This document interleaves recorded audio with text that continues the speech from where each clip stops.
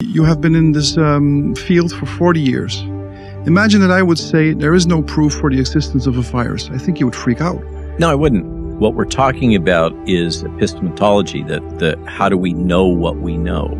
Yes, but my impression is that you truly believe in the duality of a pathogen trying to attack my sane body, and I don't believe that anymore. So I suggest that it will be useful to avoid projecting or making assumptions. Perhaps, yes. It's useful to know that I was a farmer, a farmhand, and a carpenter before I became a physician and a scientist.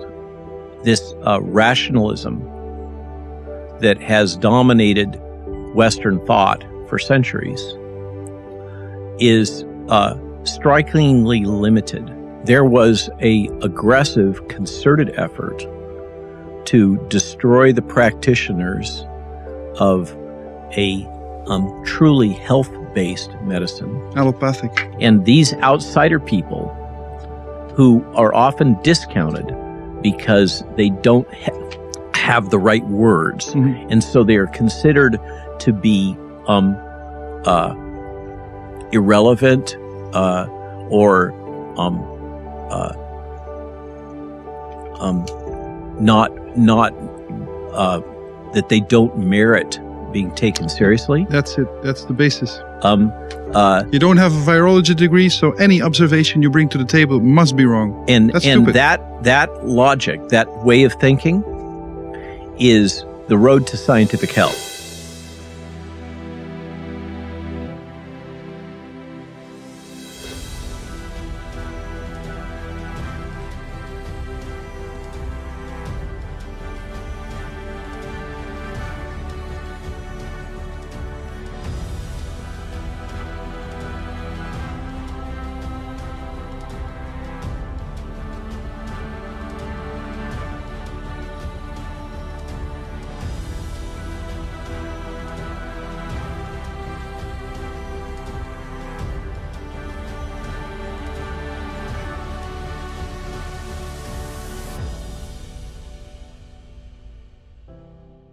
Dear viewers, welcome to the second edition of Epoché, Conversations about Faith. Our first edition was with Matthias Desmet and was in Dutch, but now I have an international guest, Dr. Robert Malone. Welcome to the show.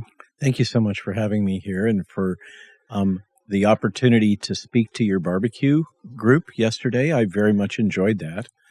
And we shared ideas and observations, and I learned much from my colleagues here in the lowlands, and I'm very grateful for the opportunity to be here with you and to also speak to your audience.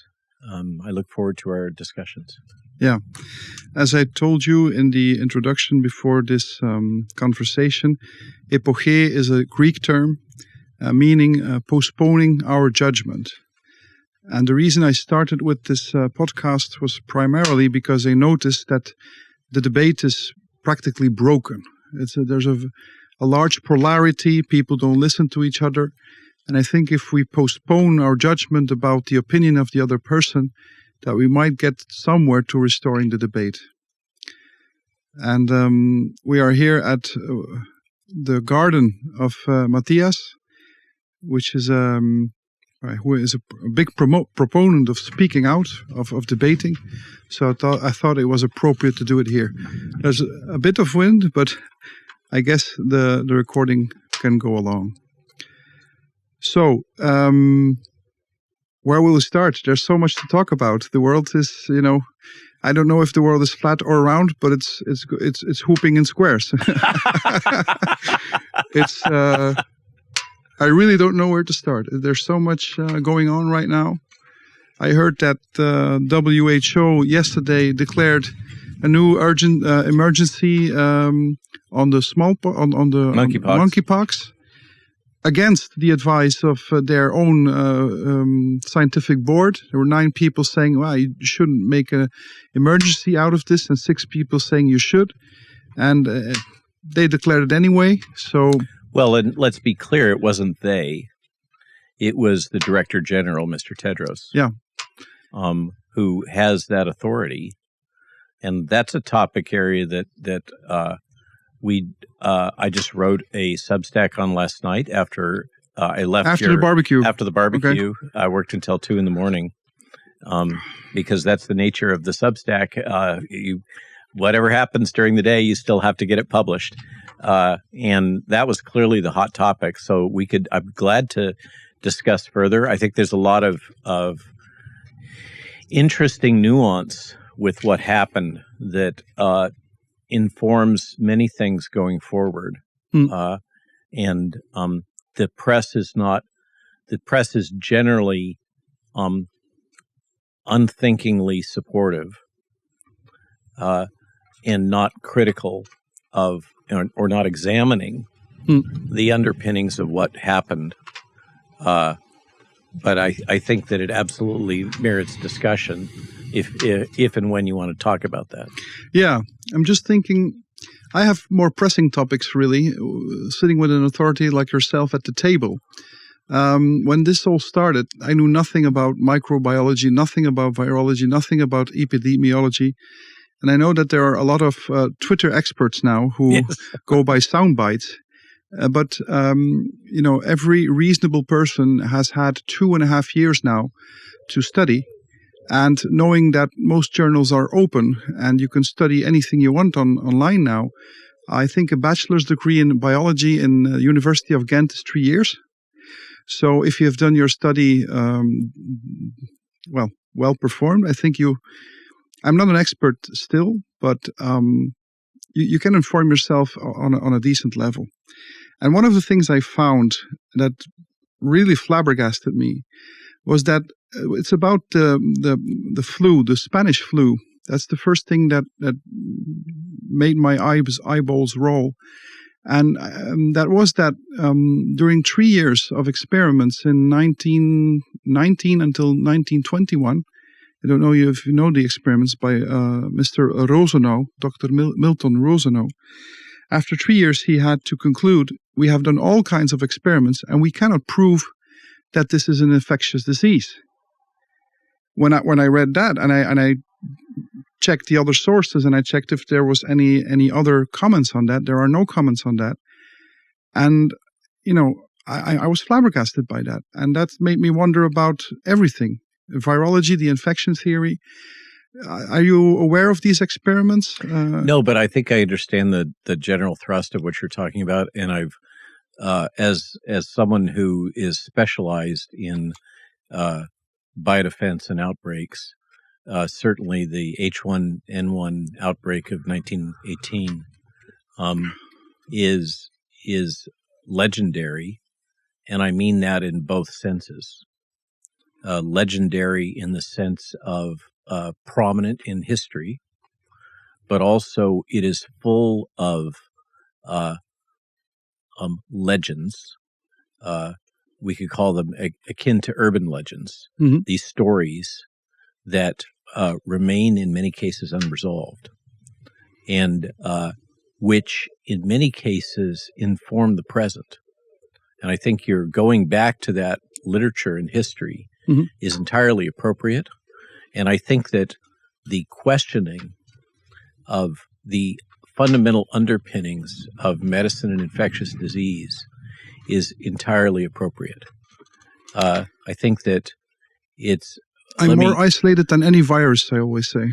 Yeah. As a thinker. So let's... So to talk about H1N1, let's park that just for a minute, because we're also speaking of underlying philosophy. That's one of our objectives in this conversation, is how do we each approach the world, which is to say, not that you approach it better or worse than I, but that this is the fundamental structure of your podcast, but rather that we come to understand how each of us approach that world. To illustrate my frame of reference, historically, I have collected old medical textbooks, particularly ones that relate to infectious disease, but also general medical texts. And the reason is because it teaches humility.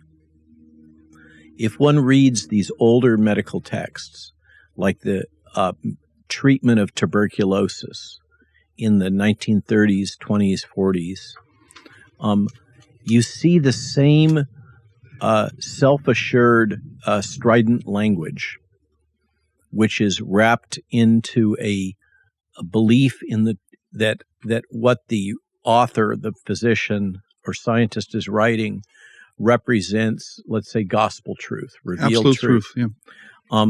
And yet, with the reflection of time, it's abundantly apparent that these things that are said with such great certainty are absolute poppycock. Mm-hmm.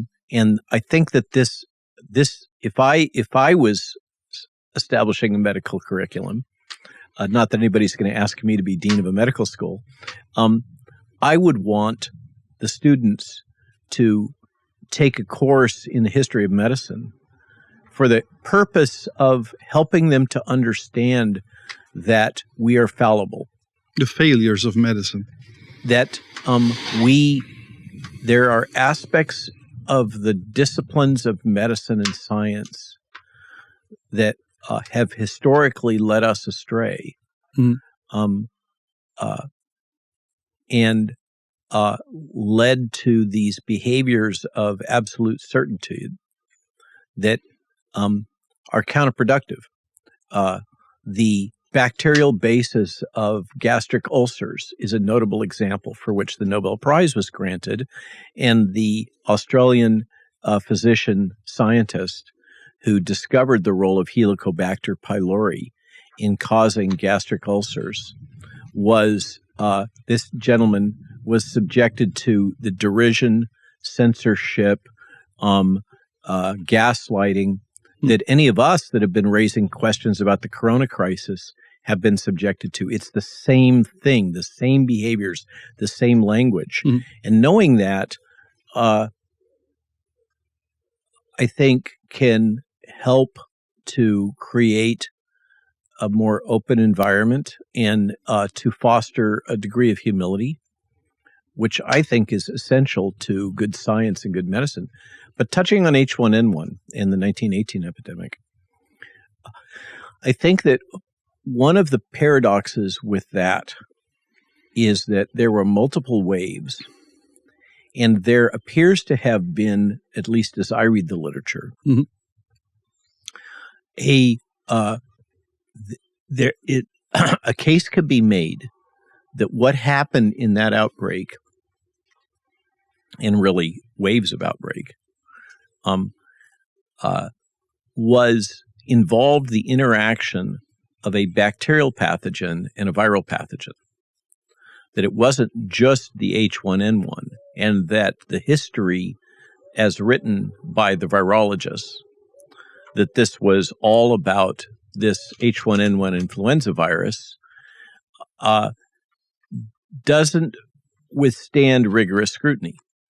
I think that may have been part of I infer, this may have been part of what you're speaking of. Yes, but you are projecting knowledge we have today about the H1N1 virus back into those times. If you read those papers, they didn't talk about H1N1 virus. They just tried to find out, is there any contagion between it? They worked with sailors, and they tried all kinds of things, taking mucus from the nose, putting it in the other nose, in their eyes, in their blood. And they just had to conclude after 3 years of doing all kinds of experiments, we cannot prove that this is a contagious disease. And that's where my search started. And I like your way of thinking about being humble, but I think we should also apply to ourselves. And the psychological implications of having to be open to the idea that everything you believe is wrong, that hurts, man. That really hurts. Why?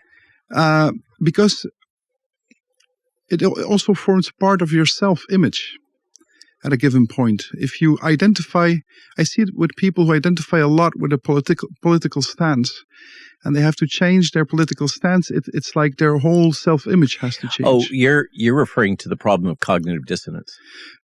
Partly, yes. Cognitive dissonance has to do with it, but also for instance, your authority, you have been in this field for 40 years. Imagine that I would say there is no proof for the existence of a virus. I think you would freak out. No, I wouldn't. You wouldn't? As a matter of fact, I fully anticipated that you were asking me that question. Yeah, because Matthias gave you an introduction on how what I think. But I live in a world, in an intellectual space, where I am acutely aware of the fact that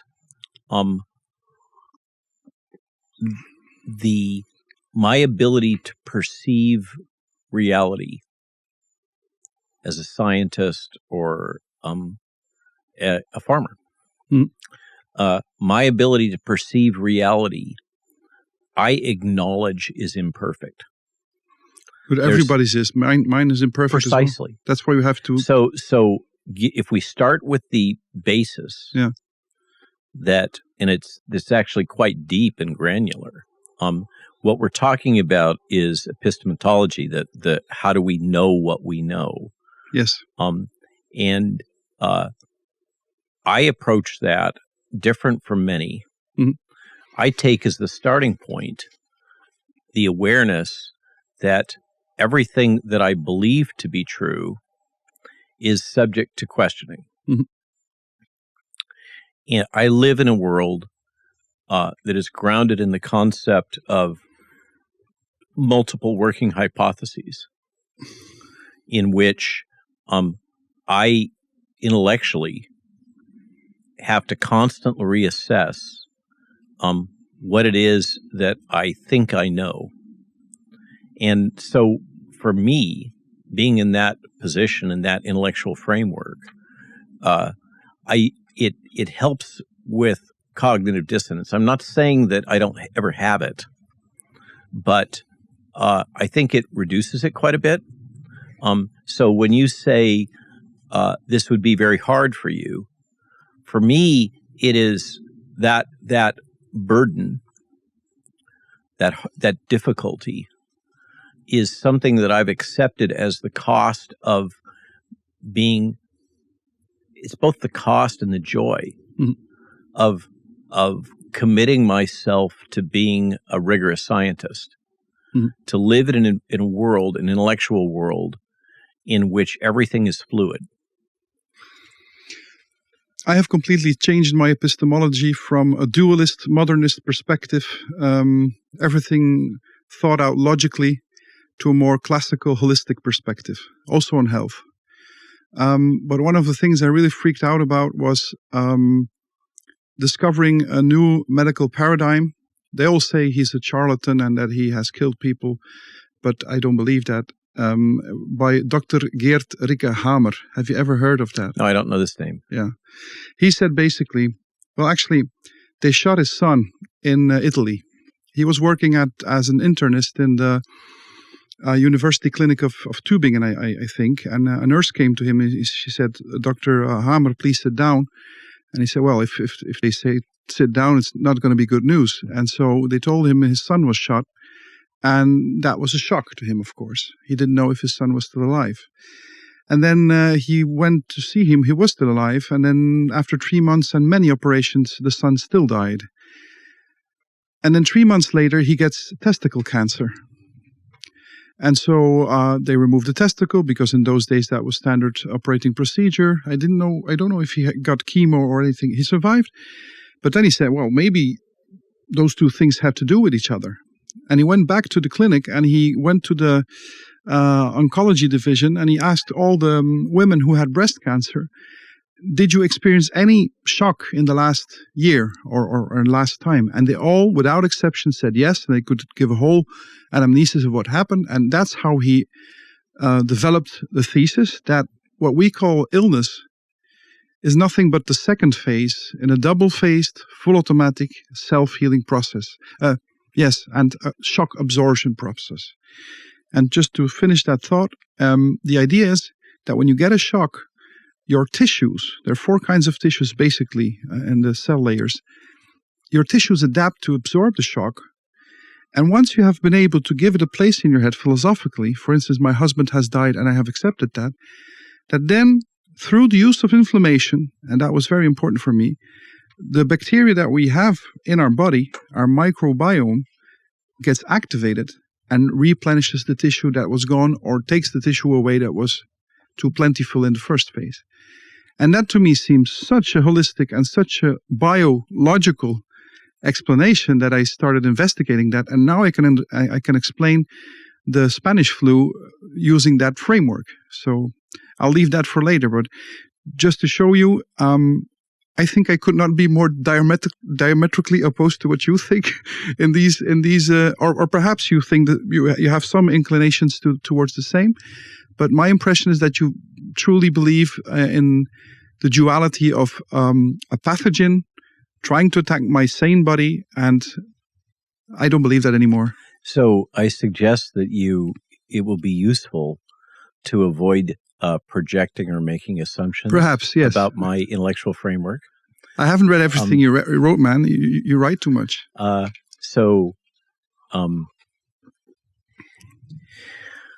We have a friend, Simone Gold, who practices at Loma Linda in Los Angeles area, mm-hmm. who's a specialist in the gut microbiome. Mm-hmm. And she is one of the small cluster of physicians. I'm just giving you an example. Sure. She's one of a small cluster of physicians who are working at the forefront of the microbiome in ways that are very aligned with what you were just expressing. They all have a function. And when I first heard about the logic of fecal transplants, I thought that it made some sense in the context of some pathogens, like Helicobacter pylori, which is really can be considered a commensal, which, when an imbalance in gut flora are triggered, can become dominant, and when it becomes dominant, it becomes pathogenic. Yes. Simone and her colleagues that are in practicing this very odd art of, in the sense of non-traditional, of fecal transplant, are observing still anecdotally, but this is how medicine starts. It starts with these anecdotal observations, small numbers, and then it gradually builds over time. And they observe things like the effective resolution of autism spectrum disorders mm-hmm. with fecal transplant, alteration of gut flora. They observe a resolution of a variety of intractable diseases anecdotally. So that's always subject to selection bias. But they observe these things in patients that otherwise have been refractory to any other traditional treatment. Underlying that, so we in this world of traditional medicine, there's this tendency to only believe the truth which can be measured with some measuring technology, which means that there is truth in the world which is not able to be sampled by our existing technology, which, if you buy into this, if you are invested in allopathic medicine as it's currently practiced, makes it so that one will for those that are, let's say, I don't mean to sound elitist, but less rigorous in their thinking, more functionalist, they'll reject information and data which don't fit within the algorithm of something that you can measure with existing technology. So what's happened with the gut transplant world is the emergence of deep sequencing and whole genome analysis, where now, Simone and her colleagues can sample gut flora and generate a genetic profile saying this is the spectrum of commensals that exist in this patient versus that patient, or this patient before and after some medical event, and test the hypothesis that if they could restore that balance, then they could restore health to that person. So what I'm saying is, here's an example that you've just given me, where you're speaking of this holistic approach of the human patient as essentially an integrated ecosystem that's very complicated, that has all of these commensal and parasitic interactions that have evolved over millennia, which we have, most physicians, except some gastroenterologists, see this as disgusting. Because it's a shitty business. It's a shitty business, right? Who wants to deal with shit? Simone has a title that makes fun of this in a book that she's written, but so it's considered witchcraft. Yeah, witchcraft. Outside of the mainstream, disgusting in some intrinsic way.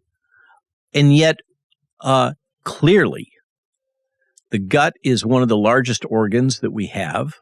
It has its own nervous system. It has a profound effect on our mental status. It does. There is a whole connection between gut health and mind health and overall body health. And so to discount this theory that it is building more and more data is, I think, the sign of a weak mind. I would have to agree, yeah. So I use this just as an example to challenge you. You're making assumptions about what you think my mental framework is. And in fact, I live in a world, or I strive to live in a world in which I acknowledge my ignorance and proceed on the basis of each new day is an opportunity to learn and to challenge. And it's that this is a very fundamentally Socratic approach to the world. Remember, the core thesis of Socrates is he begins any exploration of knowledge with the statement, I know nothing. Except that I know nothing. The paradox, yeah. And Plinius the Elder said, we aren't sure of anything except that we aren't sure of anything. So, yeah, and I think that if you accept that as an intellectual framework, it is extremely difficult to discern truth. But it makes it a little tiny bit easier because it helps protect you from bringing your own bias into that. And that's, if we want to touch on my theory of science, the way I've been taught. So I've been taught differently from many. I think it's part of why I've been able to succeed as an innovator in an environment in which I have never had a silver spoon mentor that gave me resources and access to power and academic appointments, unlike many high-profile academics. Did you read holistic literature? Were you into that, or what was your basic orientation when you started out as a student? Or just the rigorous mathematical close to mathematical, so logical. it's to understand me, if you care, not that I'm that important, but you want to get into this. That's why we're here. Yeah. It's useful to know that I was a farmer, a farmhand, and a carpenter before I became a physician and a scientist. Mm-hmm. I made a conscious choice. I had an epiphany on New Year's Day of 1980, and I decided to turn away from being a laborer and working with my hands and to strive to become educated. And I did so by first going to community college in Santa Barbara for 2 years because I could afford the tuition. Mm-hmm. And I managed, to my great surprise, to get straight A's. And with that in hand and a wife, that I remain wed to and committed to, we were high school sweethearts. Oh. So we had this journey together. Then it was a question, well, if I can do this, what can I do next, and where do I want to go? My underpinning. It's also useful to understand that I'm the product of the California education system of the 60s and the 70s. Mm-hmm. A time in America, and I'm the son of a electrical engineer trained at Stanford, who was in the defense industry. So that's kind of my context. I'm the son of an engineer and a teacher. Okay. Well, that's not a bad position to start, but... And so as I went on my journey, I had to build my own framework for how to think about the world and how to proceed. And it was in part very much influenced by having been tracked as a gifted and talented student. One of the both strengths and burdens, not to whine, that I've had to carry through my life was that having been born at the original Stanford University Hospital in Palo Alto mm-hmm. in 1959, my parents, for better for worse, decided to have me IQ tested as a very young person because I was very skilled verbally. And my IQ scores, apparently, I'm told, were essentially off the chart. This was a time in which Stanford research was seeking young minds that could be formed. There was a program there, and I've met some of the members of that program, where young children were brought in and basically groomed for intelligence roles. And this is the 60s, and the Sputnik and all that. Intelligence roles, that would be CIA then, or yeah. Mm-hmm. And so my parents elected not to do that, but I had this record at that point of having been identified as among the most intelligent based on these tests, for whatever they're worth. So therefore, I got tracked into the gifted and talented program in California, which meant that as a 4th and 5th grader, I read 1984, Animal Farm, Brave New World, Cicero, Death of Socrates. This was the literature that I was expected to assimilate at this point when many of us are just forming our sense of the world and right and wrong and how to think. So I came from this background, and then I elected to move into science. And I at UC Davis as a student in biochemistry, and at the time molecular biology didn't exist as a discipline, but it was on the horizon, and there was coursework you could take in this. So I took a lot of coursework in bacteriology, biochemistry, microbiology, and molecular biology, and genetics.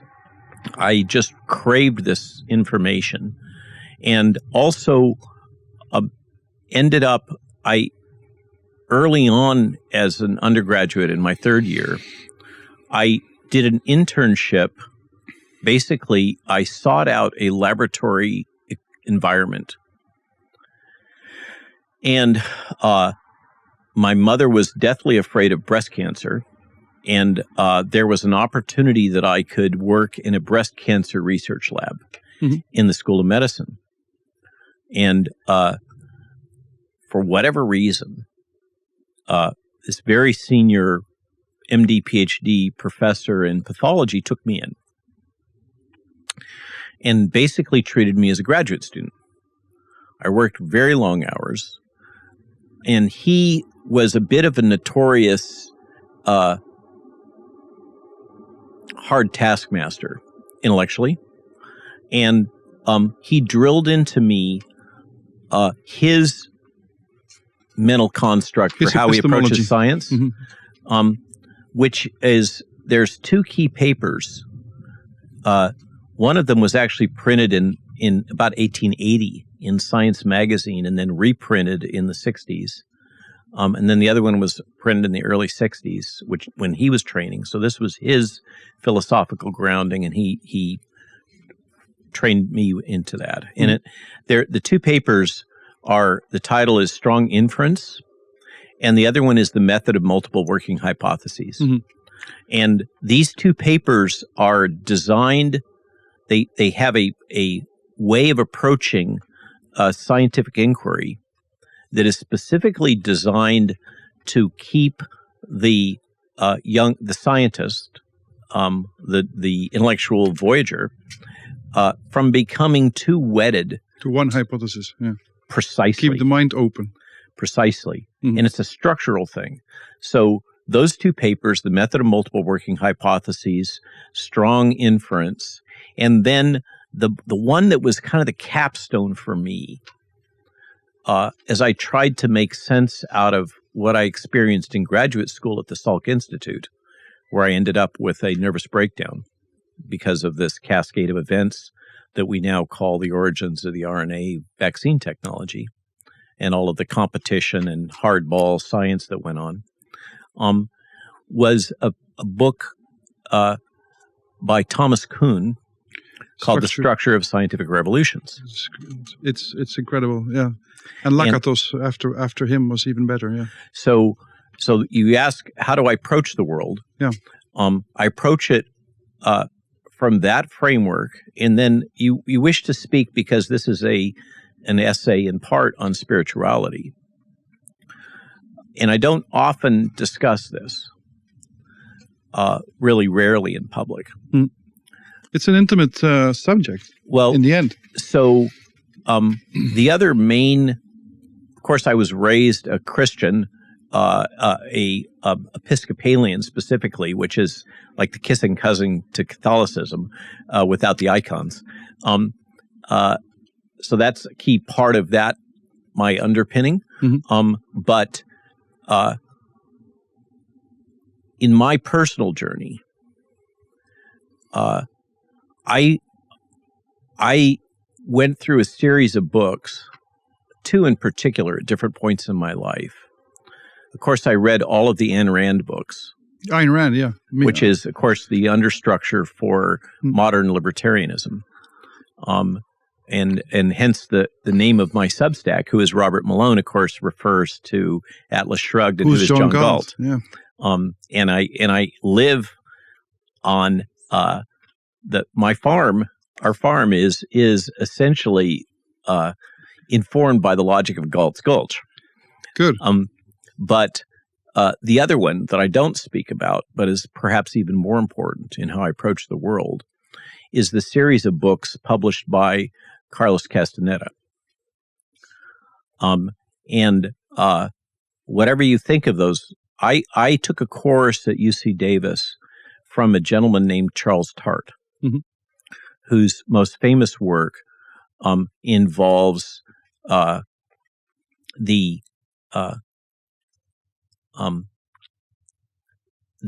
psychological basis behind what people experience as altered states of consciousness.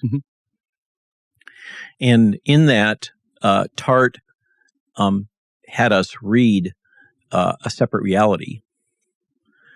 And when I read that, I encountered a frame of reference about the nature of knowledge and perception that rocked my world completely. As an objectivist, then you got into subjectivism.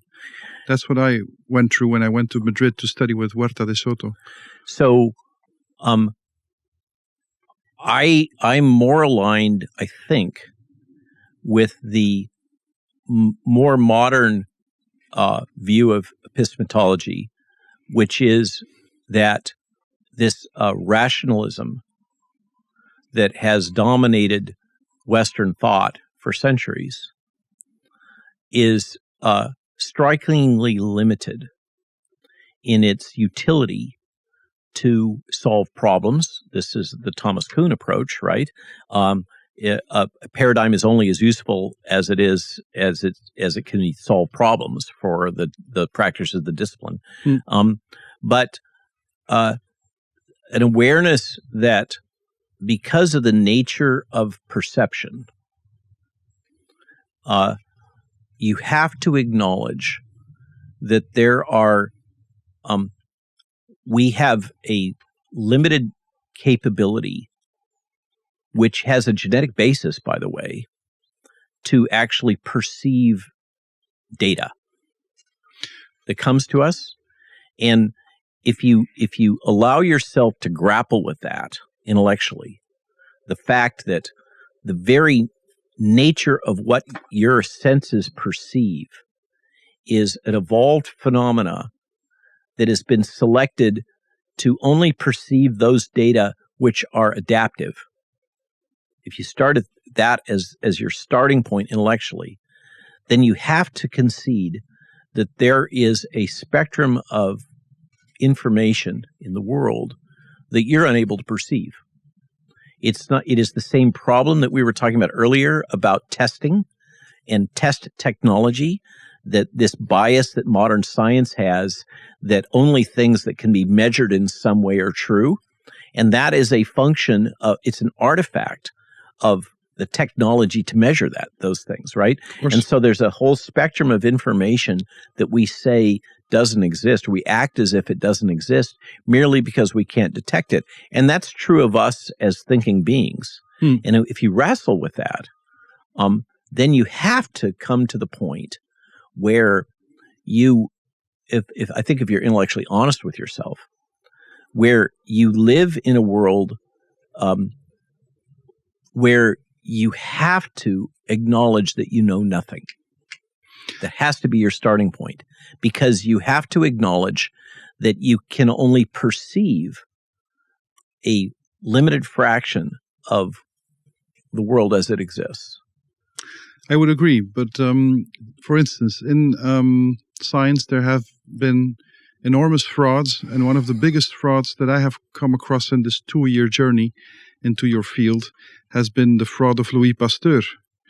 And I see you raise your eyebrows. I knew you were going to go there. Yes, yeah. I agree. Gerald Geison wrote a book, just for the viewers who might not be informed on this. The reason I can be so adamant about saying that he was fraudulent is that he actually kept notes of his fraud, for instance, with his control groups, with the anthrax experiments, with the dogs. He then poisoned the control group and said that, if they don't get the vaccine, they die. And that has all been jotted down in his own lab notes. And it was part of the conditions to inherit this pretty big estate that these lab books would never be published. And it's only a grandson, I don't know exactly who it was, but his name was still Pasteur, who went to Princeton University. So we're not talking about a conspiracy website or something, but Princeton University.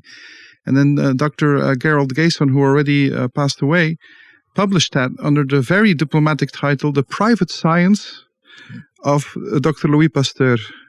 Science is never private, it's public. So the private science of...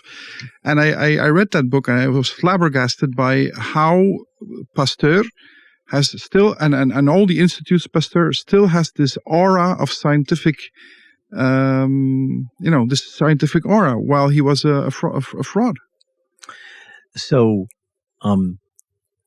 science is a intensely human discipline, Mm-hmm. and clearly through history has been subject to the flaws of human beings. Their desire for power and fame, wealth, all of the sins which normal human beings experience run through the history of science. And you speak about this particular fraud, because that's what we're talking about. There are many more, but this is one particular fraud, yeah. And my journey, my personal overwhelming cognitive dissonance that caused me to have a nervous breakdown under the pressure of the things that happened to me in the late 80s and early 90s, caused me to become acutely aware of the corruption and the forces that shape big science as it exists right now. And I've had to come to terms with the need to practice my art, this thing that I have invested so much time and energy in learning,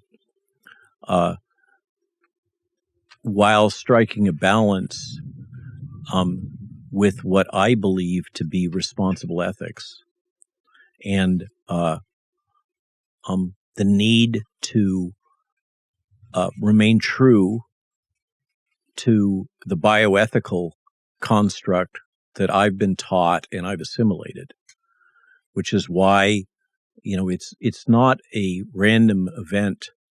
This isn't just happenstance. It's structural. That I've spoken out. It's structural.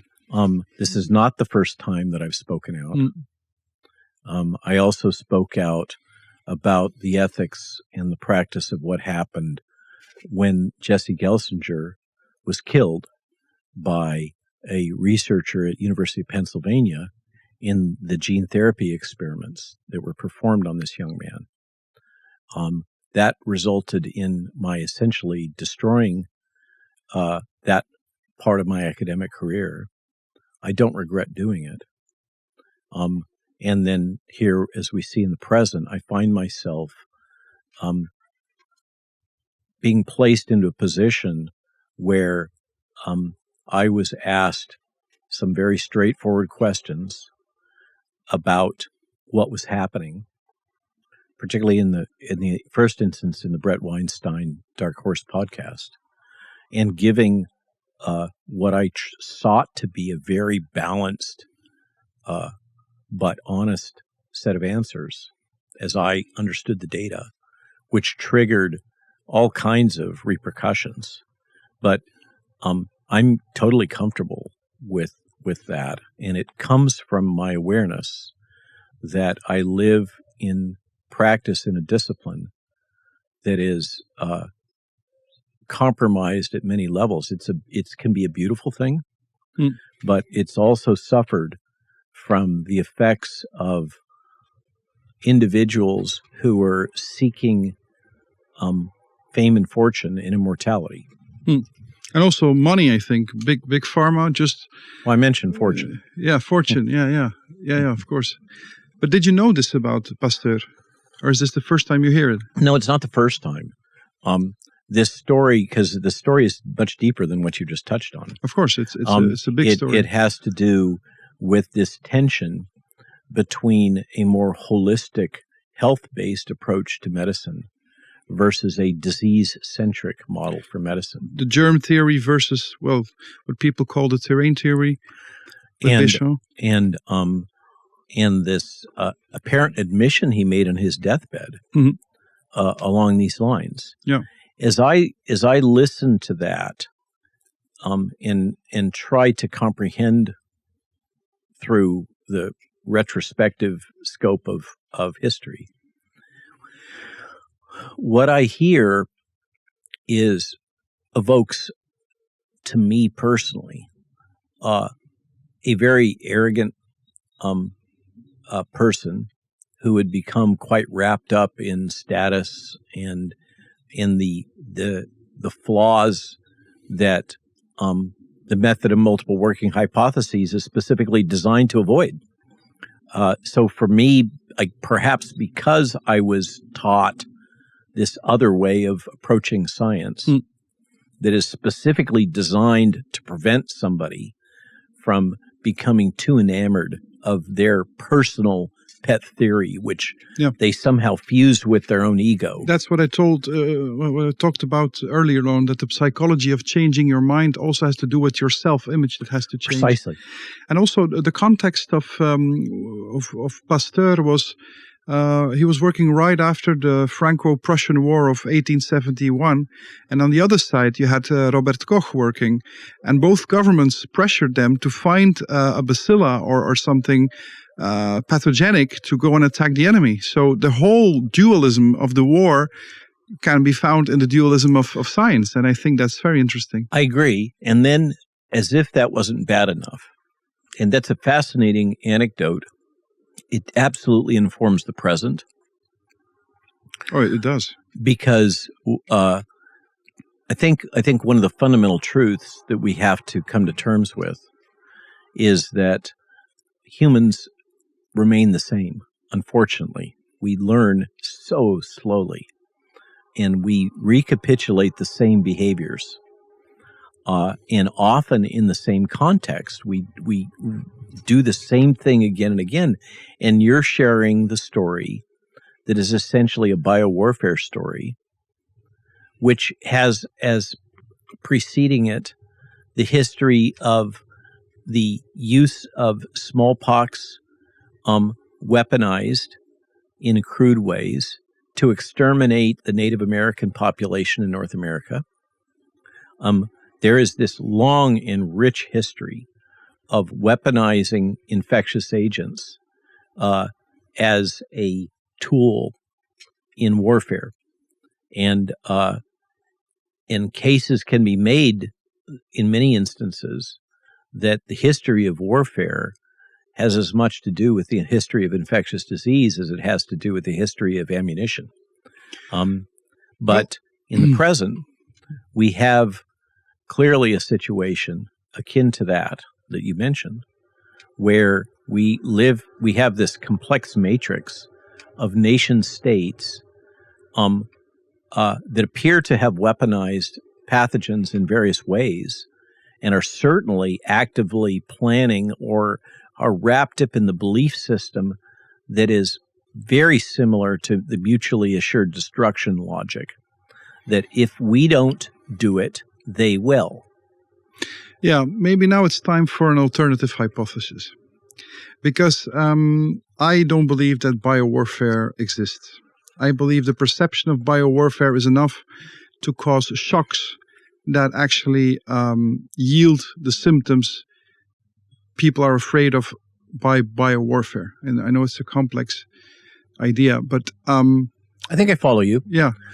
It is absolutely multifactorial.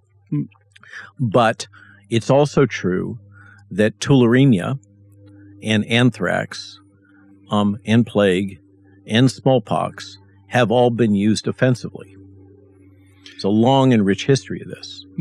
And I can assure you that both the former Soviet Union and the United States have invested huge amounts of capital in the development of aggressive biologic armaments agents. There is a school of thought that a key predicate to the collapse of the former Soviet Union was the development of a binary bioweapon which was sufficiently potent to be able to incapacitate tank commanders that were poised for a blitzkrieg, potentially. They never had to deploy it. Just the threat of a Soviet tank blitzkrieg to the English Channel was enough to affect the balance of power, and that was neutralized with the development of a binary bioweapon. So I appreciate your thesis, but I can, because of my background and training and experience, I'm well aware of multiple examples. Now, the thing that I think might be, I was hoping we would discuss in this context, is when we speak about this tension of Pasteur and germ theory, that logic was actively exploited for commercial purposes by this oil man, Rockefeller. Especially virology, when the postulates of Koch have been replaced by those of Rivers. And there was a aggressive, concerted effort to destroy the practitioners of a truly health-based medicine, allopathic, and substitute a medicine based on the logic of treating with petroleum-based organic compounds specific symptoms or diseases. And there was an aggressive effort that caused the restructuring of American medical education. Yeah, I think this is what I was expecting you to talk about, and it's something that I've had brought up to me now multiple times during this outbreak by different physicians and scientists. And this current outbreak really lends itself to examining that, because we've had this active, inexplicable denialism about the utility of nutritional supplements like zinc and vitamin D, which the evidence is, to my eye, overwhelming, that if these agents had been deployed, if instead of this obsession with a novel vaccine technology that was untested, inadequately tested at best, we had a firm commitment to, for instance, testing vitamin D levels in susceptible individuals and providing adequate supplementation together with zinc. The data suggest that would have had a huge impact on whatever it is that we've experienced as mortality. Clearly, there has been this active suppression of early treatment strategies and the observation across the world that there's this enormous breadth of, often they're anti-inflammatory agents, which, when taken in a timely fashion, essentially completely mitigate the risk of hospitalization and death, with death being closely linked to hospitalization, right? Yeah. And yet there has been this almost obscene obsession with suppressing a more health-based approach. And then more recently, we have these data about the SSRIs and the role of serotonin in depression, and the demonstration through a meta-analysis just recently, 2 weeks ago, that this logic that has been taught to medical students for generations now, that depression represents a chemical imbalance in the mind of the patient. And that's a falsehood. It's flawed. It's a falsehood. And paradoxically, what has been proven to be associated with relief or resolution or partial protection from depression are things like being in the environment, getting sunshine, having your vitamin D levels, again, up in adequate vitamin B12. Good barbecue. basically. Other things, exactly. Being in a social milieu, feeling like you're supported and surrounded by people. Yeah. All these things that are far more effective than this pharmaceutical intervention that's so profitable. Mm-hmm. Well, let's get back to the Spanish flu now, talking about alternative hypotheses.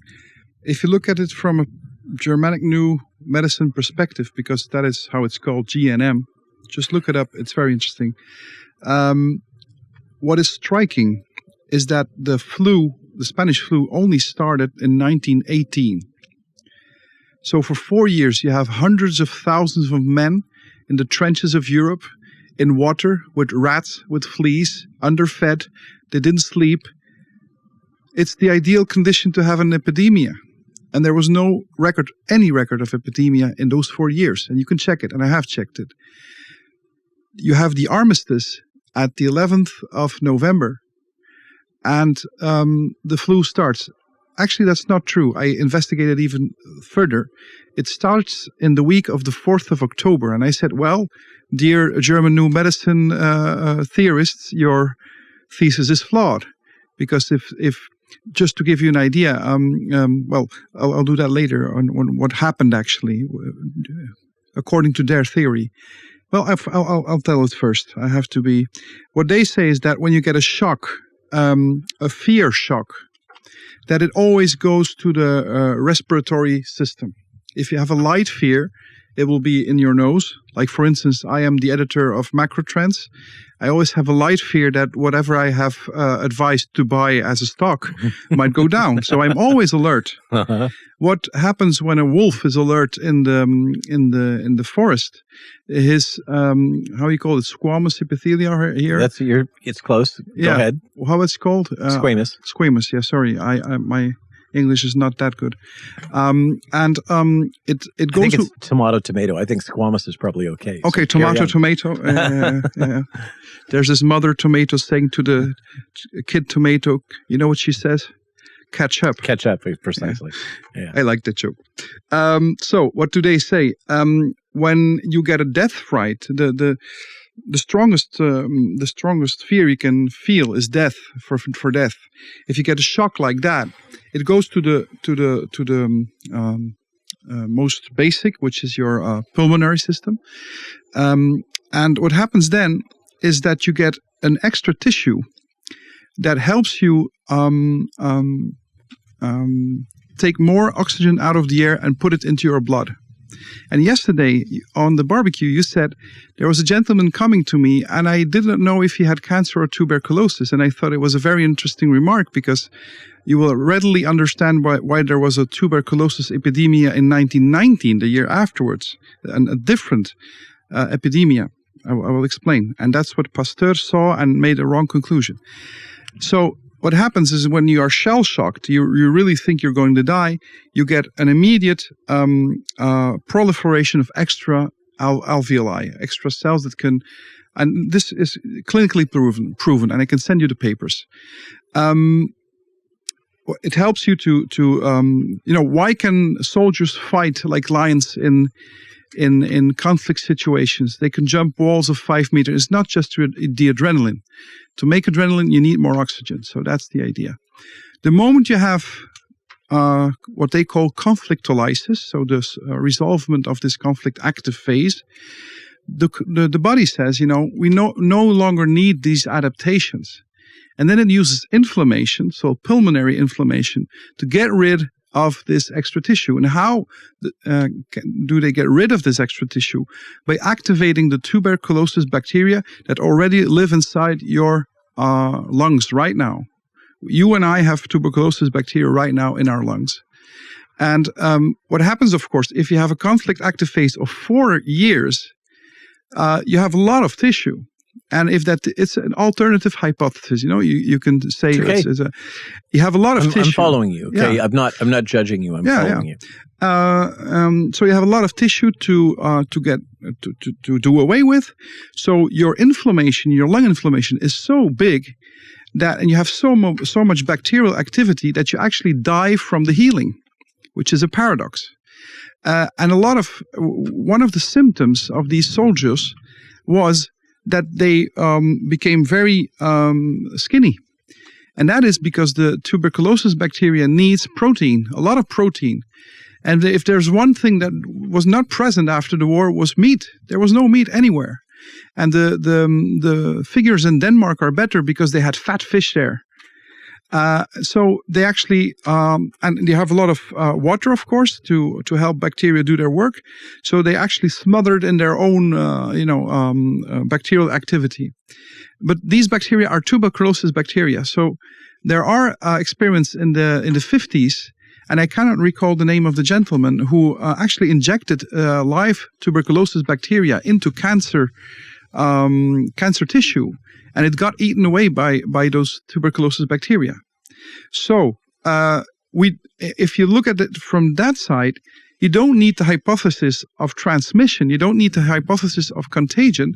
It's just the activation of what is already inside you in every person that has lived through the same thing. And I think that is a very interesting hypothesis. So many things I could react to in that. Oh, I'm sure.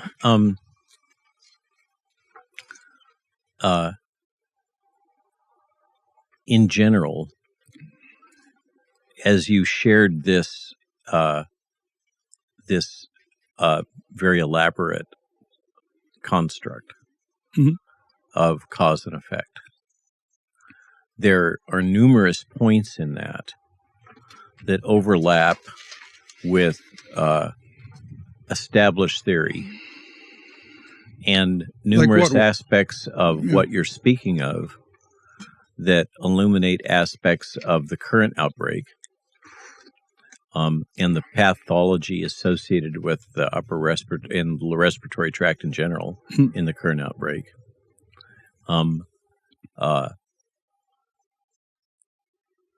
What I heard was a different language set that was describing aspects of things which I believe have merit, and if they're phrased that this odd situation where that I'm referring to is, and it relates to Thomas Kuhn and scientific revolutions.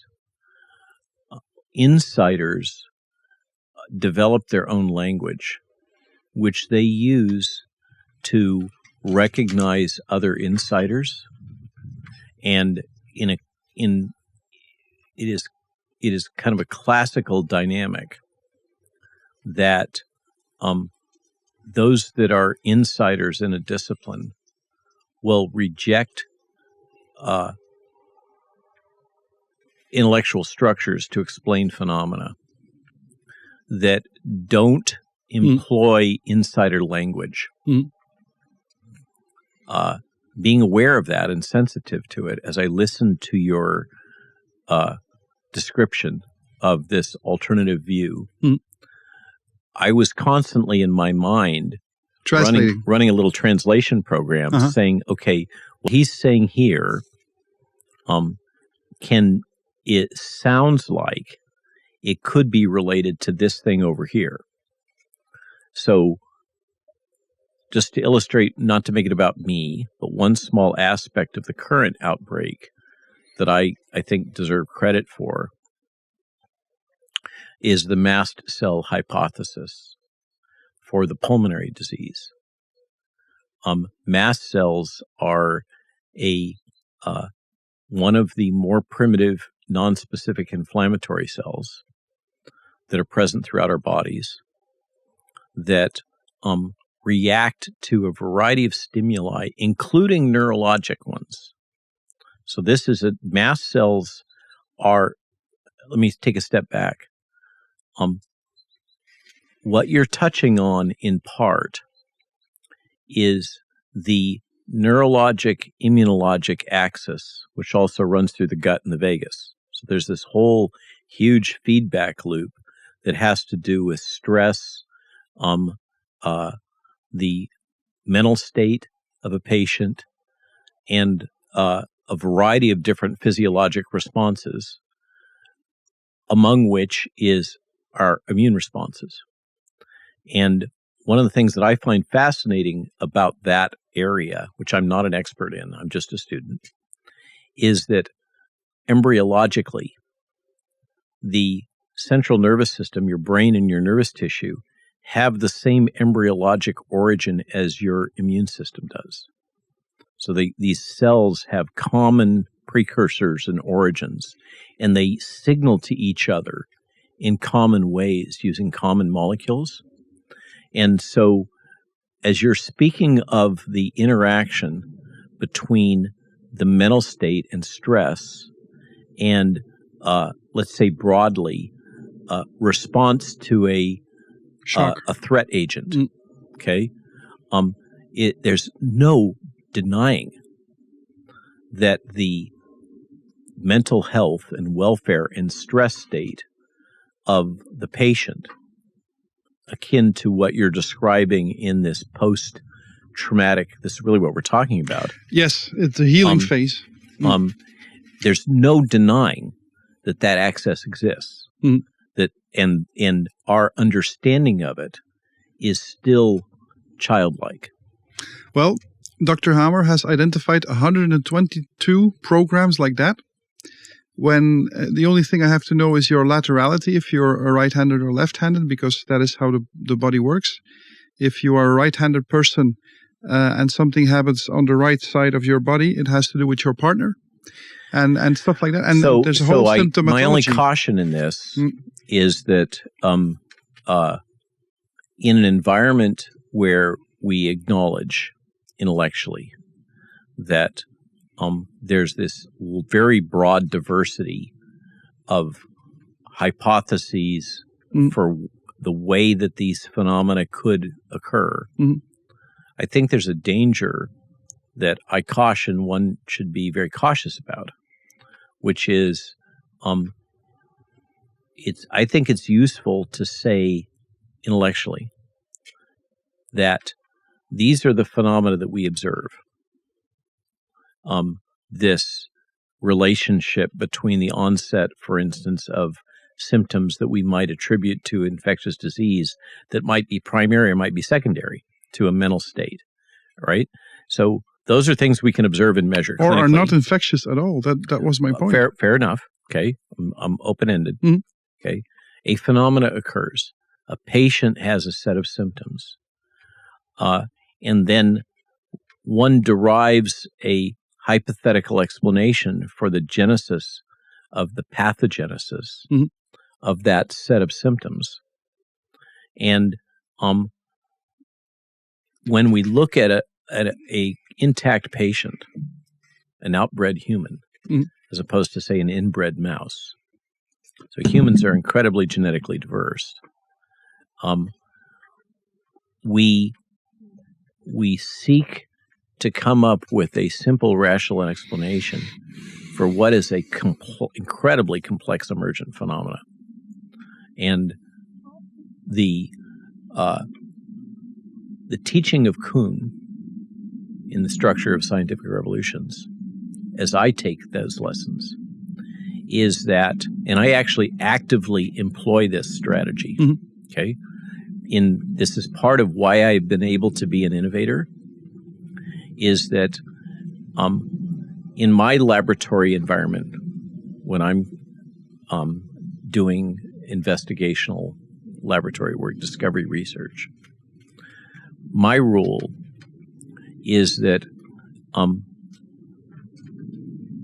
one has to listen extremely closely to the outsider who may not use the proper language, but is often maybe the only individual able to perceive but you don't truth, which I'm not able to perceive because I'm biased by all my pre-existing knowledge. Yes. And these outsider people who are often discounted because they don't have the right words, and so they are considered to be irrelevant or not that they don't merit being taken seriously. That's it. That's the basis. You don't have a virology degree, so any observation you bring to the table must be wrong. And that's stupid. that logic, that way of thinking, is the road to scientific hell. I fully agree. Okay, and in my practice as a scientist, I actually actively look for people such as yourself, as just one example, who come into the laboratory because they're interested in the phenomena. And what I try hard as a leader to do is to state the problem. Okay, here's the problem. Here's the observation that we need to comprehend or explain. And then set the expectation in ideally a diverse group of minds with different training and different disciplines, that we together will generate as many explanations for the phenomena as we can. This is the method of multiple breaking hypothesis. Okay. And the rules are, it seems trite. It's important that the team not judge any one person's comments. And what I try to do, this is perhaps one of my greatest skills because I'm agile with language. I've noticed. Is that I try to serve as a translator. So just as we were doing. But perhaps some things got lost in translation then, because let's talk about Kuhn. What he actually says is that you have a certain paradigm, then there are anomalies, or they are looked upon as anomalies. And in the beginning, you can ignore those anomalies. There are not many of them, but they keep on amassing more and more anomalies. And then you have to adapt your theory to incorporate the anomalies. But at a certain given point, you have to adapt your theory so much that the theory is lost. And then before you know it, you're in the new paradigm. And I am a monetary economist, so I study business cycles. And actually, if you think about that, it's just the same with business cycles. So I believe that we are getting to the end of an intellectual business cycle of dualism, and that the new business cycle will be holism. And and I think that there's a lot of merit to that. That's what I was trying to express about the epistemology. Yeah, is this idea that we can comprehend the world through rationalism is actually a antiquated concept, and increasingly limiting. I wanted to finish the thought, but I fear I have lost it. Yes, but one important thing about that is... Yeah, just to recap what you were talking about... Economics. Was economics as a discipline that can detect paradigm shifts. That's it. Really what you're describing. That's it. So the cost of a contradiction, for instance, can be huge. If you can resolve a contradiction, the intellectual profit, we are talking about economics, can be huge. You and I are completely aligned, I believe. Let me test that. I have to get to know you better, Robert. I'm not sure. I'm going to test this. One of my core theses is that these phenomena that we observe of censorship, propaganda, information control, etc., are tools which prolong the resolution of these anomalies that you speak of. And that in all disciplines, whether it's politics, economics, science, when forces are exerted on a field which are fundamentally conservative, I'm not talking about the political spectrum. Yeah, but, I know what you mean. Which resist change, the consequence is that the imbalance within the system between the potential optimum solution that could have been obtained in an open transaction, intellectually open transaction, that over time you have a increasing disconnect between the current solution set that's being applied and the unmet need. Yeah. And the real and the nominal value of intellectual concepts. And as if you impose these forces Taxes. of censorship, taxes as an example. That's a conceptual tax. Censorship is conceptual so tax. you impose these forces. What you do is you defer resolution of that imbalance.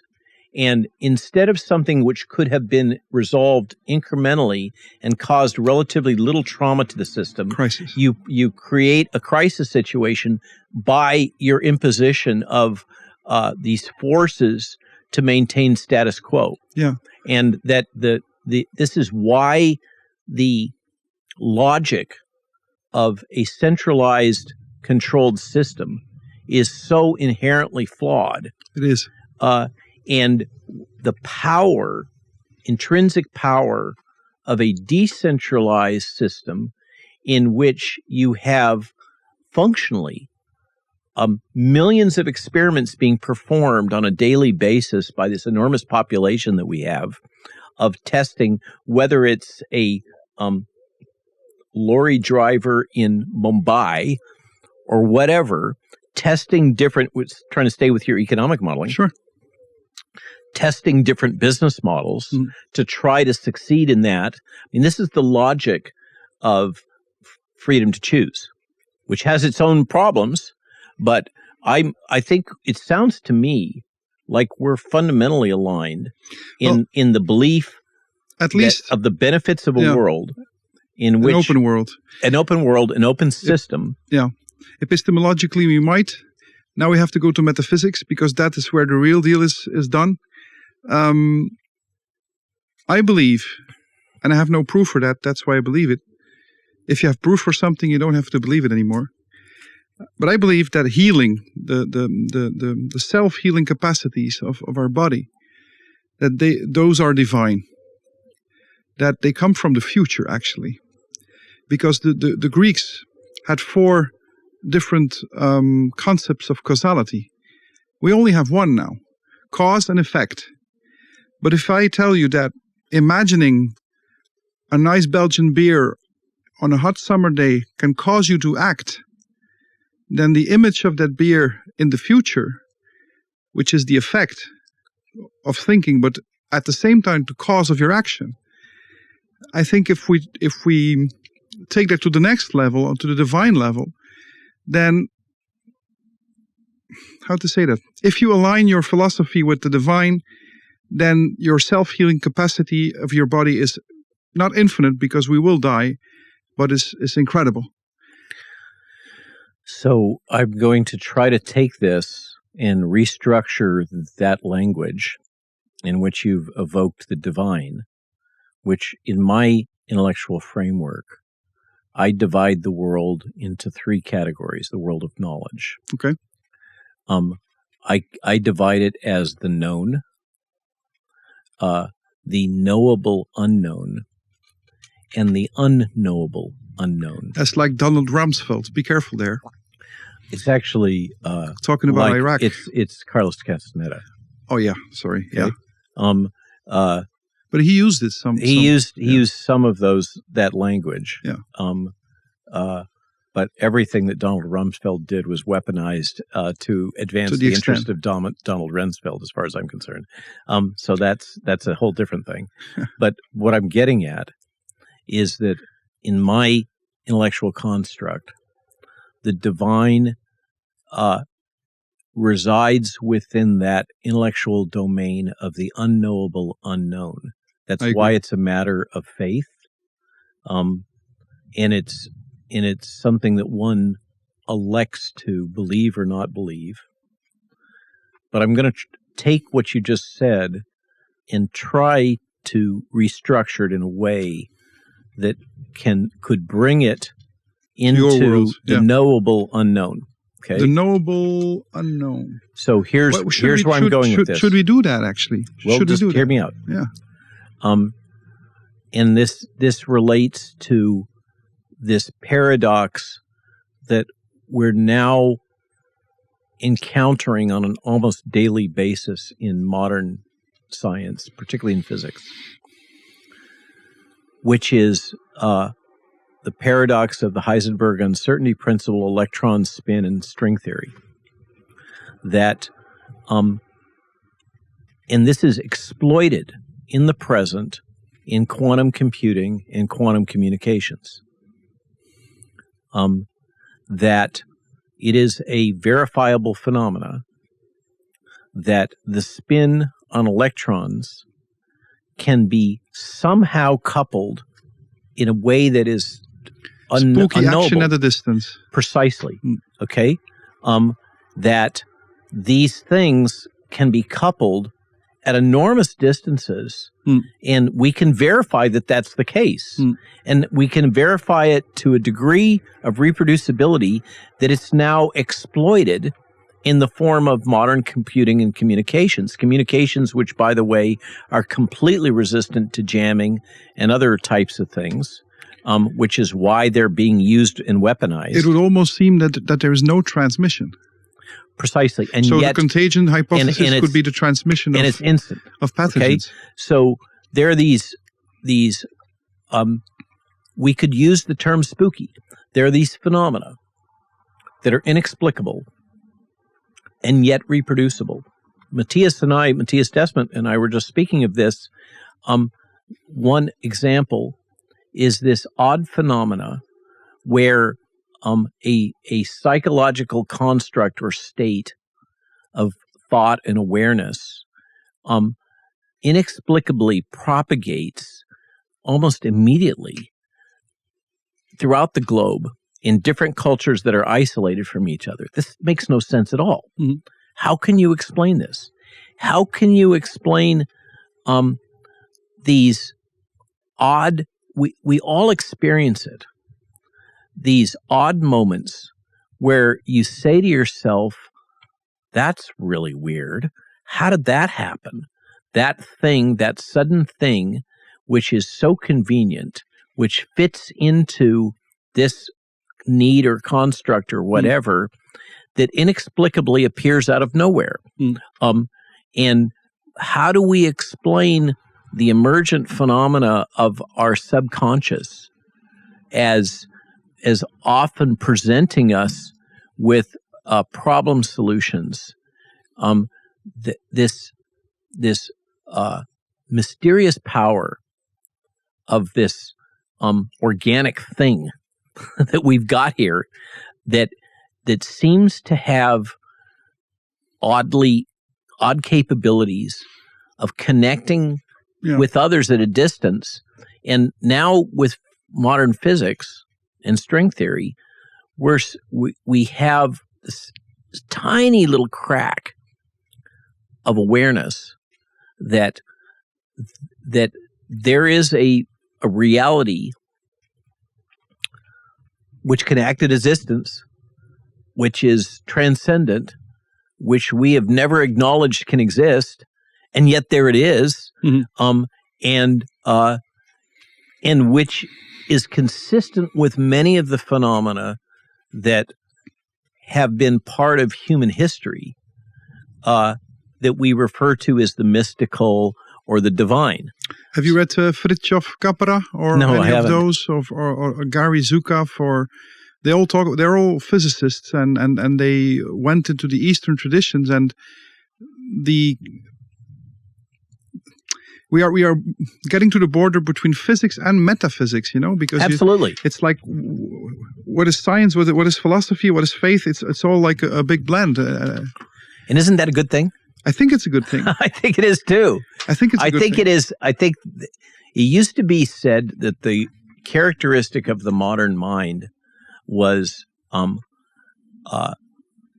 understanding of calculus, the logic of calculus, analytical mind.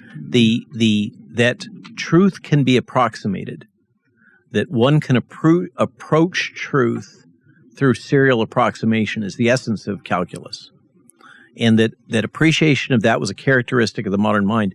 I think that in the 21st century, the awareness, I suggest, maybe this is self-flattery, that that a characteristic of the modern mind of the 21st century is the ability to be comfortable with the idea of the blurring of this boundary between metaphysical and physical. I fully agree. I think we'll agree on more stuff. Something you might not agree with. I have another thing that I had on my journey, and that was this gentleman from Germany. He's an ex-virologist. You might have heard of his name. His name is Dr. Stefan Lanka. Have you heard of him? No. In 2011, and that's why I really started doubting the dualist theory of pathogens. I believe that illness does not come from without safe toxins, of course, and radiation and bad nutrition, but mostly we live in a society and in a culture that is truly shocking to our organism. The things we do to other people, and the way we talk to other people, and that is the main source of illness. But whatever. I came to that later. One stepping stone after seeing that there was no proof whatsoever for the Spanish flu as a contagious disease. The next thing I discovered was this gentleman. He was a virologist, and he said in 2011 he put out a prize of 100,000 euros, which was good money back then. Now with inflation, it's almost like it's 50,000. But back then you could buy a nice car with that. And he said, I will give it to the first virologist that can prove to me that the measles virus has been isolated.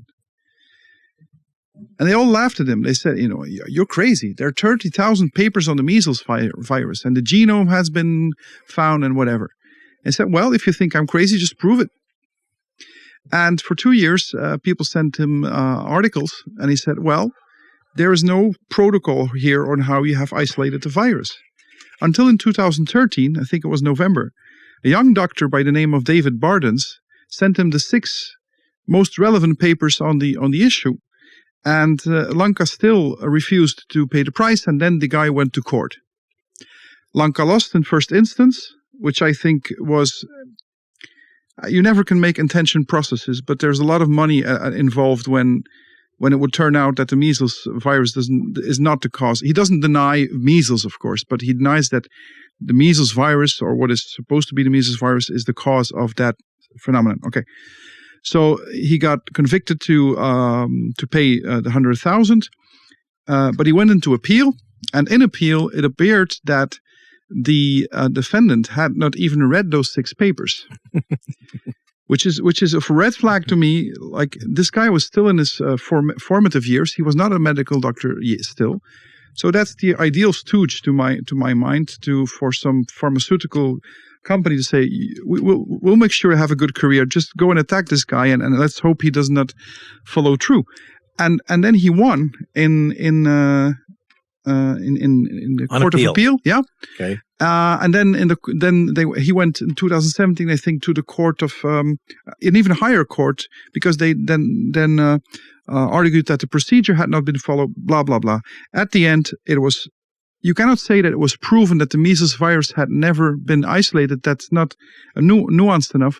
But he did not have to pay the 100,000 because they had not been able to prove it in writing to the satisfaction of the court. To the satisfaction of the prize, the description of the prize that Dr. Lanka had put out. Yeah. So my. This is a story which evokes a similar story in Canada. Okay. In which a similar challenge was made about whether or not the coronavirus had been isolated. Yes, I've read about that, yeah. And this was a case where a government officials were challenged to provide the clear evidence of the isolation and characterization of this virus, and they were ill-prepared to do so. And so the judge determined that they had not demonstrated, which was true, they had not demonstrated the existence of the virus. Isn't that something?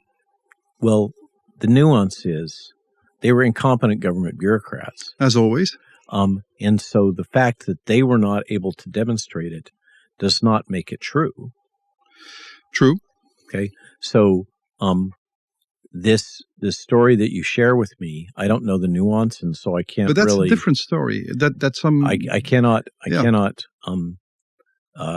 look into it. Debate this Yeah. because I don't have the facts in front of me. Yeah. And I can't. In my experience, when I'm presented with these types of things, and one of the things I do is I do diligence. Of course. I would expect nothing less. I've been a consultant for years. Mm-hmm. I did my own, by the way. I thought he was crazy, the guy. Well, but I have to conclude he isn't. My conclusion. Fair enough. This issue of if we can reel back to H1N1 and the Spanish flu, there are many things, as I've read the literature and discussed with others, the history of what transpired there. It's clear to me that the simple explanation, which the story that I've learned over time, is that this was a virus which had transitioned from swine in the Midwest of the United States to American recruits who were relatively late in entering the battlefield, carried this American swine virus. Purportedly carried it. This is a hypothesis. Fair enough. Into that battlefield environment, mm-hmm. in which time it circulated at a very low level, because that's typical of influenza when it crosses species. So it circulated inefficiently.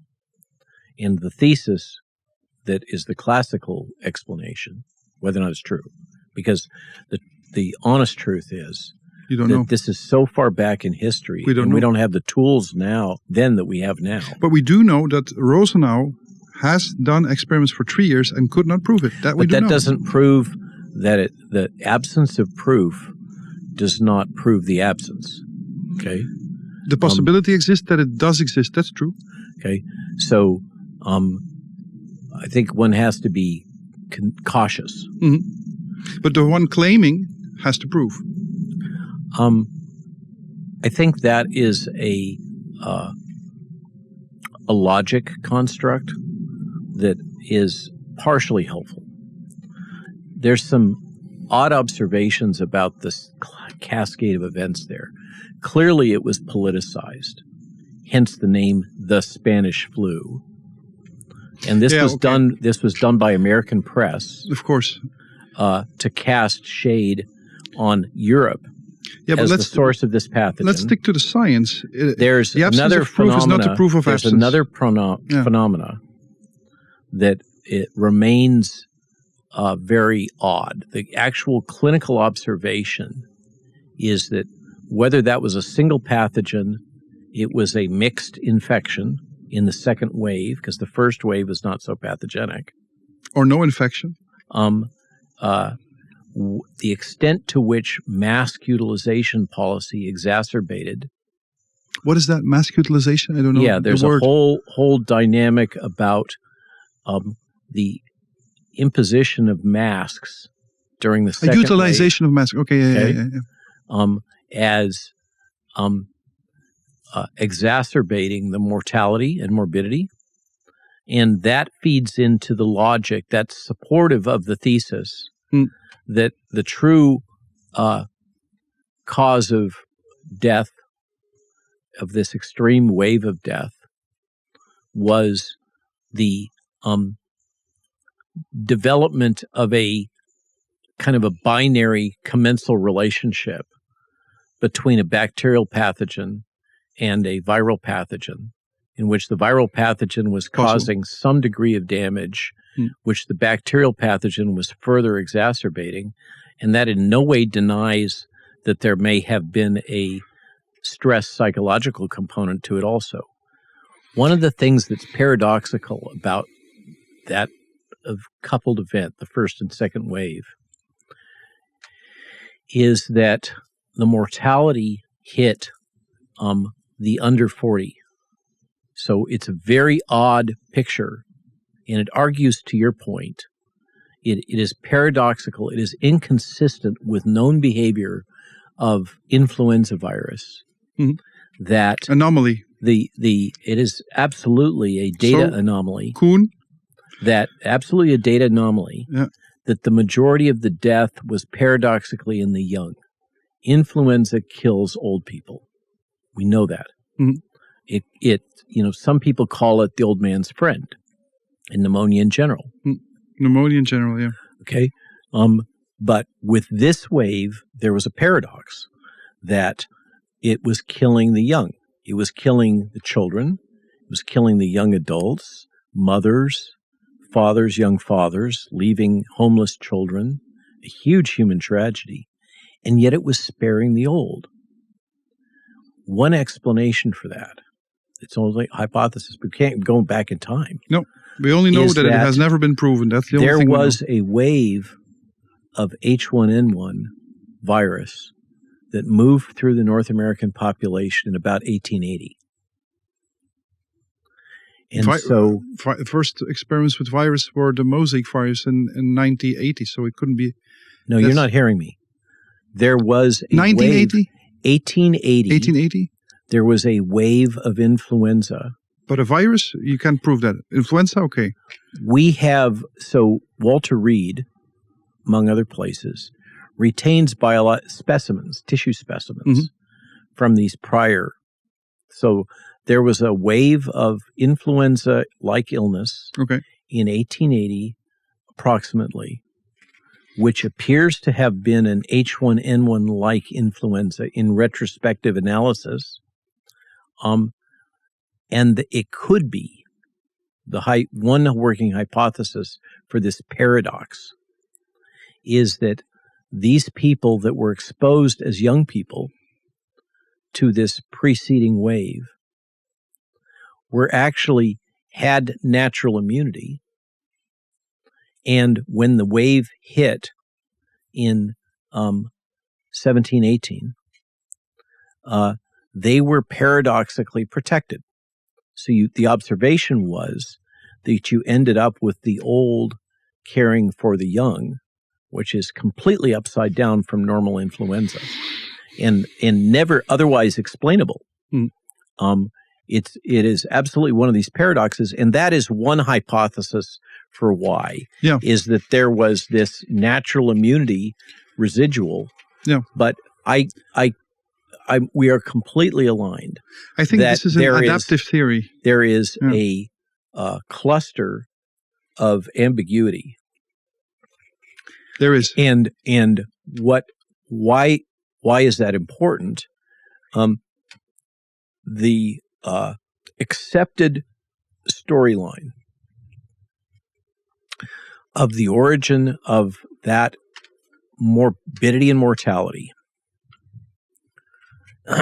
is been used again and again to justify a variety of public health intervention measures. Yep. And all of those are wrapped around the belief that the pathogenesis, the origin of that event, which has clearly happened, is explained by the accepted storyline. And anyone with integrity that looks into that storyline and the actual facts underneath it has to concede, in my opinion, that there is a whole lot of ambiguity around that. Therefore, basing our current public health policy, the whole biodefense enterprise, the logic of annual influenza vaccination is entirely dependent on this belief system, and it's really an article of faith. It is. That the 1917, 1918 waves of mortality were the consequence of a newly emergent influenza virus strain, which was highly pathogenic. It was 18 and 19, to be sure. Okay, so that storyline that's accepted is what's used to justify many of the modern measures. Yes, that's why I always go back to Spanish flu. And what I'm trying to express is that your skepticism about that explanation for those events, I think, has merit. I share that skepticism. I believe that it's now in the realm much like the origin of, whether or not this was intentionally released or inadvertently released. It's something that we're probably never going to be able to get the answer to. Likewise, the true pathogenesis of what transpired after World War I with this event, this public health event, is probably obscured in history to such an extent that we can never recover it. And it's very, just like the story of Louis Pasteur was actively weaponized and exploited for commercial gain by Rockefeller. That's the truth of it. Of course. Likewise, the story that we've all been taught about what transpired after World War I that caused this wave of death is likewise exploited and weaponized for commercial to support the interests of the medical pharmaceutical industrial complex. Yeah, I fully agree. And I think that as we come out of this event that we have all had to experience over the last 2.5 years, where we've learned so many things about the weaponization of fear and public health to manipulate economics. I'm of the belief, speaking about your discipline, I've come to the conclusion that it's inescapable, whether it was by preconceived intent or exploitation of an opportunity.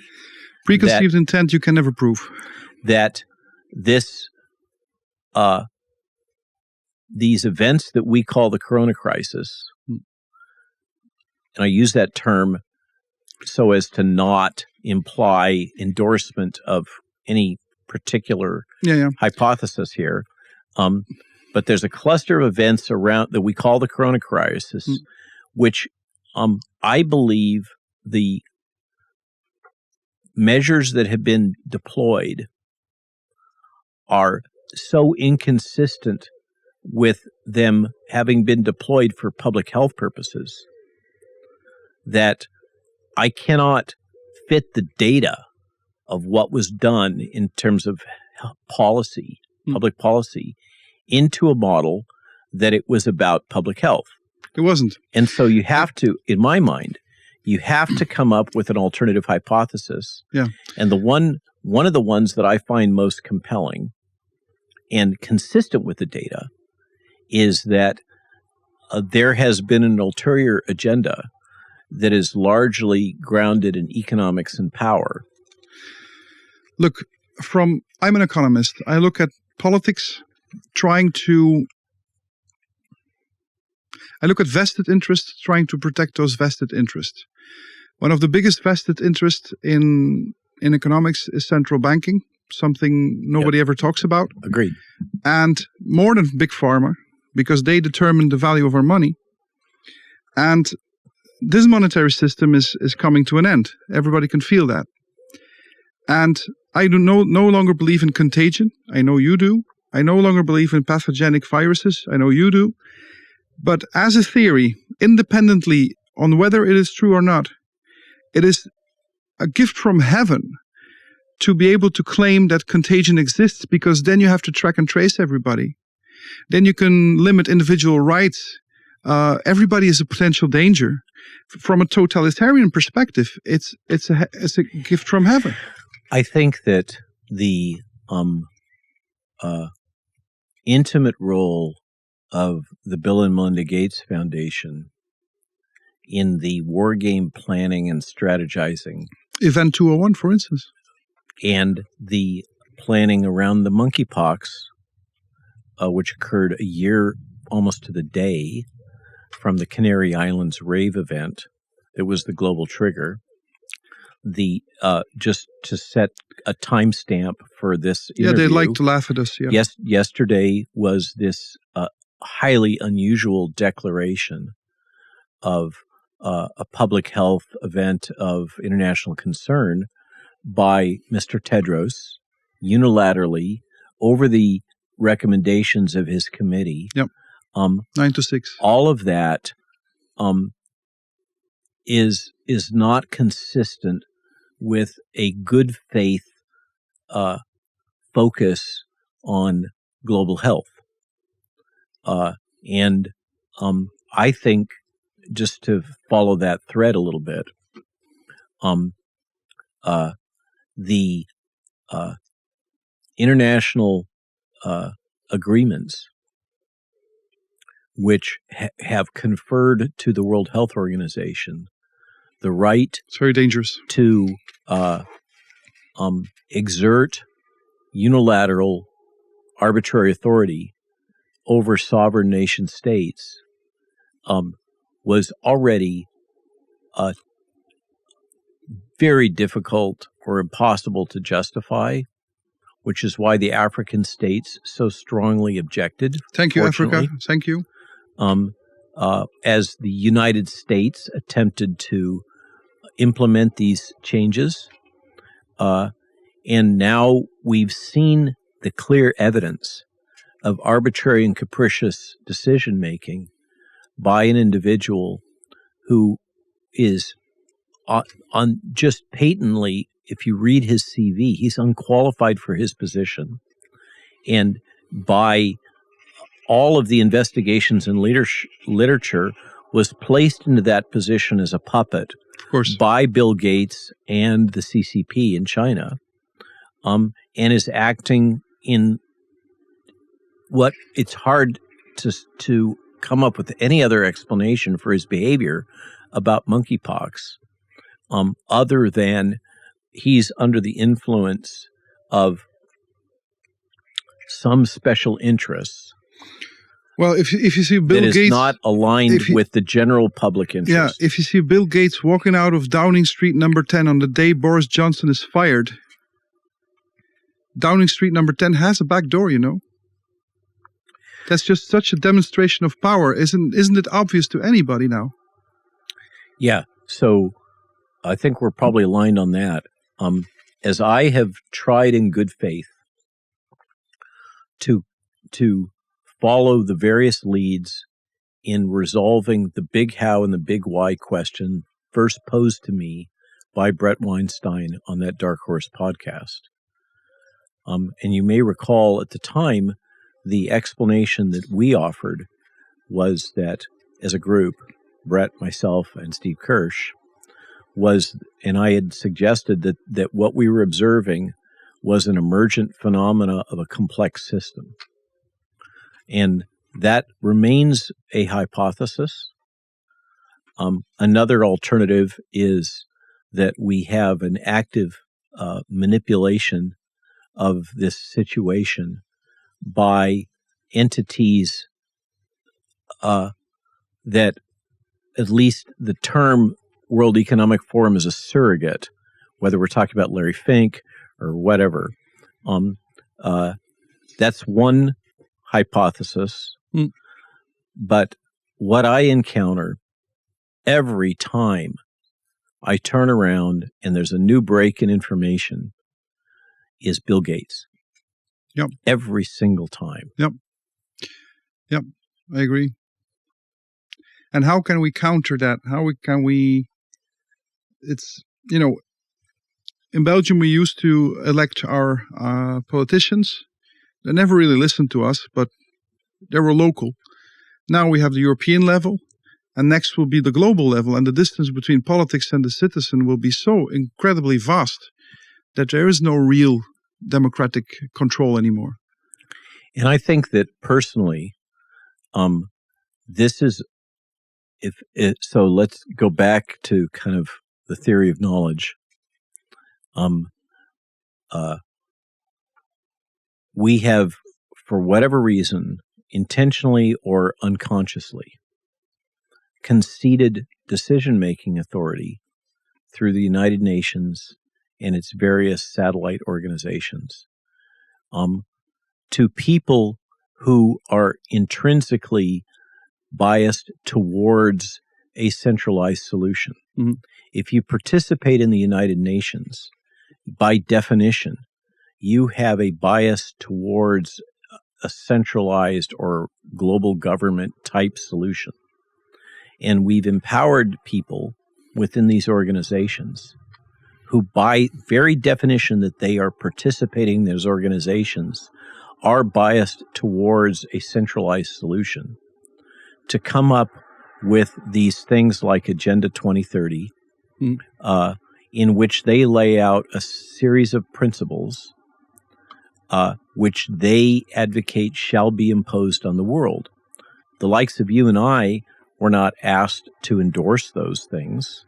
They're being imposed by a group of people who appear to believe in the logic of a command economy, something which economics teaches us, and political science teaches us, and common practical experience teaches us, is the road to hell. It doesn't work. The road to serfdom, as Hayek used to say. But could you agree, Robert, that the idea of contagion, the theory of contagion, is very conducive to centralization, because then we need a leader saying there is no question that this logic has been, in my mind, has been actively exploited and weaponized for power and economic gain. And so imagine for one moment, I know it must be very hard, but for one moment that we can explain all phenomena with a non-contagious theory, with a theory without pathogens, as I try to do here. Wouldn't that be the best argument against totalitarianism? There is no pathogen, period. If you buy into the thesis that this outbreak is the only mechanism by which this agenda can be implemented, and yet what we observe is that these groups of individuals who have a strong bias towards a centralized unilateral solution that is basically a command economy based solution. They use other ways as well, such as global warming. Yeah. So I think that personally, the focus just on infectious disease or contagion theory it has a blind spot. Of course, it's not enough, but it would help. It would help. I suggest that so what we're talking about is these new 21st century emerging political economic dialects.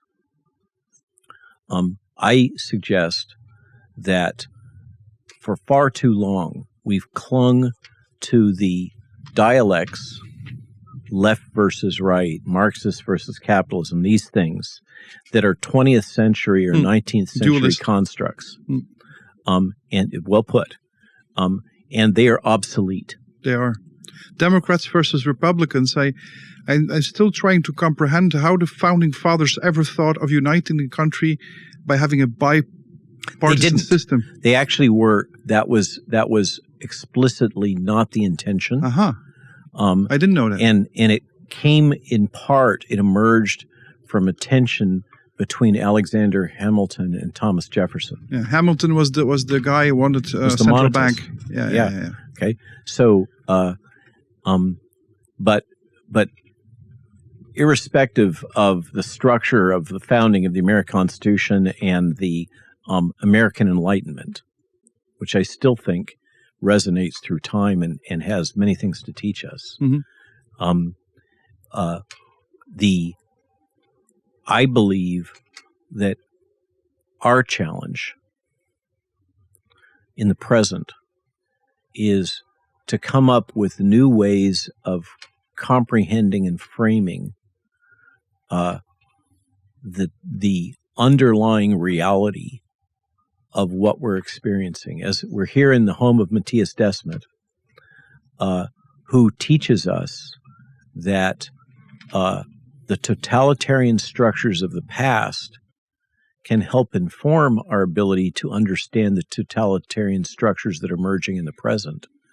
But we must recognize that every new embodiment of totalitarianism has unique features. Mm-hmm.